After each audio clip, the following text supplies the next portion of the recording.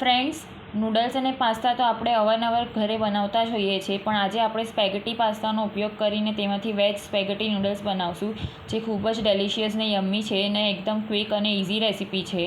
તો આ રેસીપી ચોક્કસથી તમે ટ્રાય કરજો.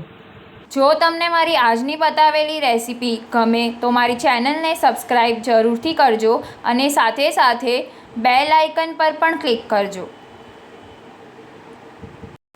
તો ચલો ફ્રેન્ડ્સ, મારા કિચનમાં આપણે રેસીપી બનાવવાનું સ્ટાર્ટ કરીએ હવે. ફ્રેન્ડ્સ, સૌથી પહેલાં આપણે સ્પેગેટી પાસ્તાને બોઇલ કરશું, જેની માટે એક કડાઈમાં પાણી બોઇલ કરવા માટે મૂકશું. તેમાં સ્વાદ પ્રમાણે મીઠું અને થોડુંક તેલ એડ કરશું, જેથી કરીને પાસ્તા એકદમ છૂટા બને અને એકબીજા સાથે સ્ટીક ન થઈ જાય. ત્યારબાદ કડાઈને લીડથી કવર કરી દઈશું અને પાણી ઉકળે એટલે તેમાં સ્પેગેટી પાસ્તા એડ કરી દઈશું.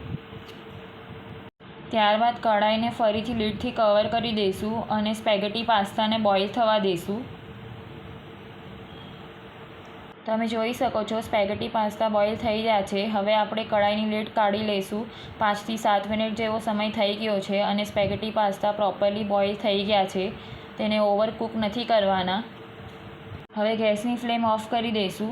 મેં અહીંયા સ્ટીલની ચાળણી લીધી છે, તેમાં આપણે પાસ્તાને ઓસાવી લઈશું અને ત્યારબાદ ઠંડુ પાણી પોર કરી દઈશું, જેથી કરીને તેની કુકિંગ પ્રોસેસ ચોક થઈ જાય.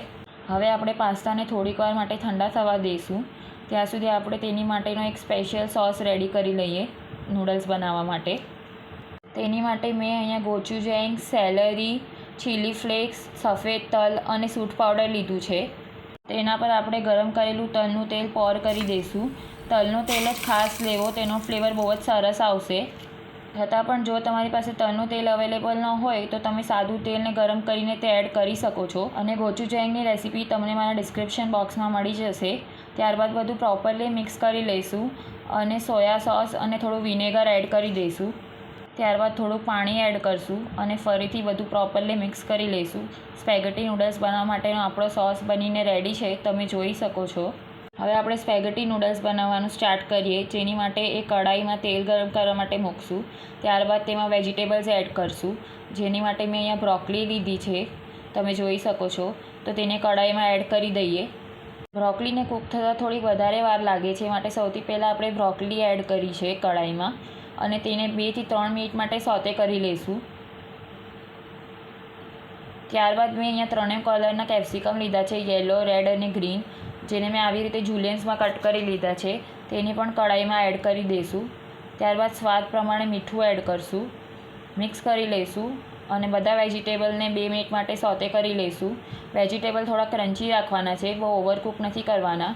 હવે મેં અહીંયા પનીર લીધું છે, જેના મેં આવી રીતે નાના નાના પીસ કરી લીધા છે, તે પણ એડ કરી દઈએ. હવે આપણે જે સોસ રેડી કર્યો હતો તે કડાઈમાં એડ કરી દઈએ. ફ્રેન્ડ્સ, આ સોસનો ઉપયોગ કરવાથી સ્પેગેટી નૂડલ્સ બહુ જ ડેલિશિયસ ને યમ્મી બને છે, માટે ખાસ તેને બનાવો, સ્કીપ ન કરવો. હવે બધું પ્રોપરલી મિક્સ કરી લઈશું. ફ્રેન્ડ્સ, સ્પેગેટી પાસ્તા ખાવામાં બહુ જ સોફ્ટ હોય છે, માટે મેં અહીંયા હક્કા નૂડલ્સની જગ્યાએ સ્પેગેટી પાસ્તાનો ઉપયોગ કર્યો છે. તો ખાસ સ્પેગેટી પાસ્તા જ લેજો, તો તમારા નૂડલ્સ બહુ જ યમ્મી અને ડેલિશિયસ બનશે. હવે આપણે જે સ્પેગેટી પાસ્તા બોઇલ કરીને રાખ્યા હતા તેને કડાઈમાં એડ કરી દઈશું અને થોડું ટોસ કરી લઈએ.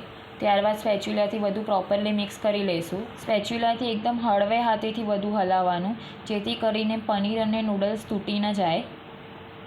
હવે ફરીથી એકવાર ટોસ કરી લઈશું. ફ્રેન્ડ્સ, આપણે જે સ્પેગેટી નૂડલ્સ રેડી કર્યા છે તે 2 થી 3 વ્યક્તિ માટે ઇનફ છે. આપણા સ્પેગેટી નૂડલ્સ બનીને રેડી છે. હવે આપણે તેને સર્વ કરી લઈએ. તમે જોઈ શકો છો નૂડલ્સ કેટલા ડેલિશિયસ ને યમ્મી બન્યા છે. તે ખરેખર બહુ જ સરસ અને મસ્ત બન્યા છે. હવે સેલરીને જે સ્ટેમ્સ હોય તેને મેં ચોપ કરી લીધી છે, તો નૂડલ્સને સેલરીથી ગાર્નિશ કરી લઈશું. તો બનીને રેડી છે આપણા વેજ સ્પેગેટી નૂડલ્સ.